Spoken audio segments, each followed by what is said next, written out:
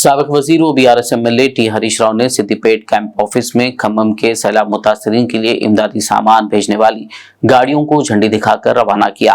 इस मौके पर हरीश राव ने कहा कि खम्मम और महबूबाबाद को बारिश से शदीद नुकसान पहुंचा है। उन्होंने इल्जाम लगाते हुए कहा कि रियासती हुकूमत मुतासरीन की मदद करने में मुकम्मल तौर पर नाकाम रही है। रियासत में प्रजा पालना नहीं बल्कि राक्षस राज चल रहा है। उन्होंने कहा कि बीआरएस एमएलए, एमपीज, एमएलसीज एक माह की तनख्वाह सैलाब मुतासरीन को दे रहे हैं। उन्होंने हुकूमत से मुतालबा किया कि जिनके घर पानी में डूब गए हैं उन्हें 2 लाख रुपए दिए जाएं। ముఖ్యంగా ఖమ్మం మహబూబాబాద్ జిల్లాలో తీవ్రమైనటువంటి నష్టం జరిగిన దరిమల సిద్దిపేట నియోజకవర్గం నుంచి ఆ ఖమ్మం మహబూబాబాద్ ప్రజల్ని ఆదుకోవడానికి మరి స్వచ్ఛందంగా మా పట్టణంలోని వ్యాపారవేత్తలు, స్వచ్ఛంద సంస్థలు, బీఆర్ఎస్ పార్టీ నాయకులు అందరం కలిసి వృత్తాభక్తిగా వారిని ఆదుకోవడానికి ఈరోజు కొన్ని వాహనాలను ఖమ్మంకు పంపిస్తా ఉన్నాం. మళ్ళీ రేపు ఎల్లుండి ఇంకా కొన్ని వాహనాలను తయారు చేసి మహబూబాబాద్ జిల్లా కూడా పంపించడం జరుగుతుంది. ముఖ్యంగా ఈరోజు ఒక 200 క్వింటాళ్ల సన్న బియ్యాన్ని, ఒక 2000 కిరాణా సామాన్ కిట్స్, ఒక 500 బ్లాంకెట్స్, ఒక 2000 బ్రెడ్ ప్యాకెట్స్, ఆలుగడ్డలు, ఉల్లిగడ్డలు తదితర సామాన్లన్నీ కూడా తయారు చేసి ఈరోజు ఖమ్మం జిల్లాకు పంపించడం జరుగుతూ ఉంది. ఈ విధంగా అందరూ కూడా ముందుకు రావాలని పిలుపునిస్తా ఉన్నారు. మానవ సేవయే మాధవ సేవ. కష్టాల్లో ఉన్న వాళ్ళని ఆదుకోవాల్సిన బాధ్యత సమాజంలో ప్రతి ఒక్కరి మీద కూడా ఉంటుంది.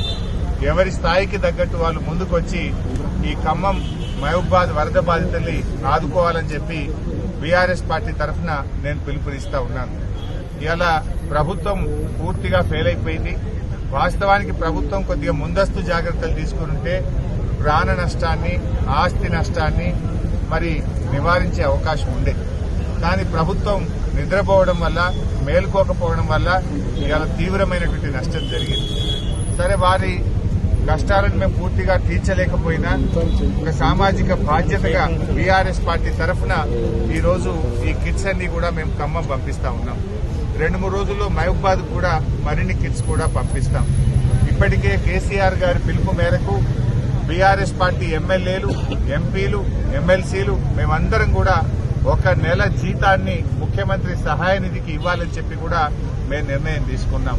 మరి మాలాగా కాంగ్రెస్ కానీ, బీజేపీ కానీ, ఇతర రాజకీయ పార్టీల ఎమ్మెల్యేలు, ఎంపీలు, ఎమ్మెల్సీలు కూడా ముందుకు వచ్చి మరి వారు కూడా ముందుకు రావాలని చెప్పి కూడా నేను ఈ సందర్భంగా కోరుతా ఉన్నాం. మరి అదేవిధంగా ఈరోజు ముఖ్యంగా ఒకటే ఆలోచన చేయాలి. ఇవాళ ప్రభుత్వం, ముఖ్యమంత్రి గారు మా మీద ఉల్టా కేసులు పెట్టిస్తున్నాడు. మేము వరద సాయం చేయడానికి ఖమ్మంకు వెళ్తే అక్కడ మా మీద ఉల్టా కేసులు పెట్టింది. మేము అక్కడికి వెళ్లి వాళ్ళను పరామర్శించి వారికి వృత్తాభక్తిగా కొన్ని కిట్లు ఇచ్చాం. మా మీద దాడి చేసినారు. దాడి వాళ్ళే చేసిండ్రు, పైగా మళ్ళీ ఉల్టా మా మీదనే కేసులు పెడతా ఉన్నారు. అంటే ఈ ప్రభుత్వం పూర్తిగా దుర్మార్గంగా వ్యవహరిస్తా ఉంది. ఇది ప్రజాపాలన కాదు, రాక్షస పాలనగా మారింది. ప్రజాపాలనలో సాయం చేసే చేతులకు ఎవరన్నా కేసులు పెట్టారా? సాయం చేయడానికి వెళ్ళిన మా మీద